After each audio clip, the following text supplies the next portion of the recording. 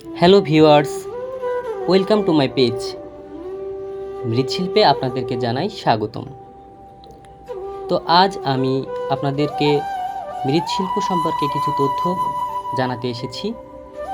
তো প্রথমেই বলা দরকার, মৃৎশিল্প বর্তমানে যেভাবে রয়েছে পূর্বে এভাবে ছিল না। এর সংস্কৃতি, এর ঐতিহ্য বহু অংশে এখনকার অবস্থা থেকে অনেক ভালো ছিল, কিন্তু সময়ের অনুক্রমে জ্যামিতিক হারে কমে গেছে এর ব্যবহার, এর প্রবৃদ্ধি, এর চাহিদাও। কিন্তু মৃৎশিল্প আমাদের ঐতিহ্য সংস্কৃতিকে বহন করে, ধারণ করে আমাদের সংস্কৃতিকে।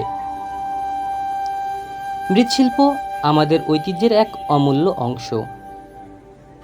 এটি শুধু মাটি দিয়ে তৈরি শিল্পই নয়, বরং গ্রামীণ জীবনধারার সঙ্গে মিশে থাকা এক প্রাচীন সংস্কৃতি।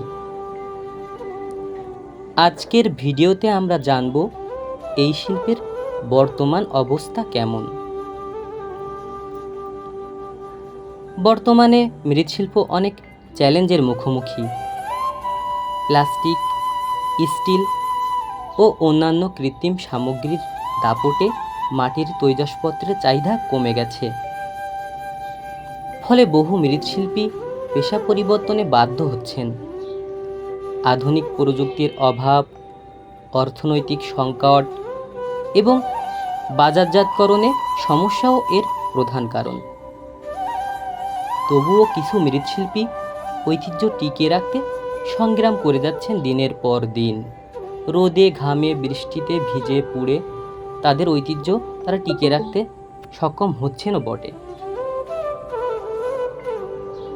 তবে আসার কথা, ই-কমার্স, হস্তশিল্প মেলা এবং সামাজিক যোগাযোগ মাধ্যমে অনেকেই এখন মৃৎশিল্পের প্রতি আগ্রহ দেখাচ্ছেন।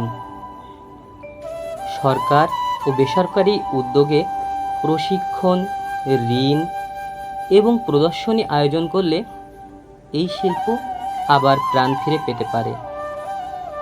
আমাদের সবার উচিত মৃৎশিল্পকে সমর্থন করা। মাটির ছোঁয়ায় গড়া এই শিল্প বাঁচবে আমাদের সংস্কৃতিও। আসুন আমরা সবাই মৃৎশিল্পকে ভালোবাসি, ব্যবহার করি এবং আমাদের এই ঐতিহ্যকে টিকিয়ে রাখি। ভবিষ্যৎ প্রজন্মের জন্য এই ঐতিহ্য টিকিয়ে রাখা আমাদের কর্তব্য এবং দায়িত্বও বটে।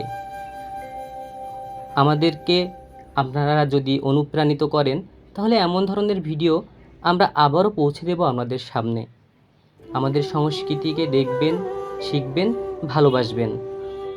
আমাদের ভিডিওগুলো যদি ভালো লেগে থাকে তাহলে অবশ্যই আমাদের পাশে থাকবেন।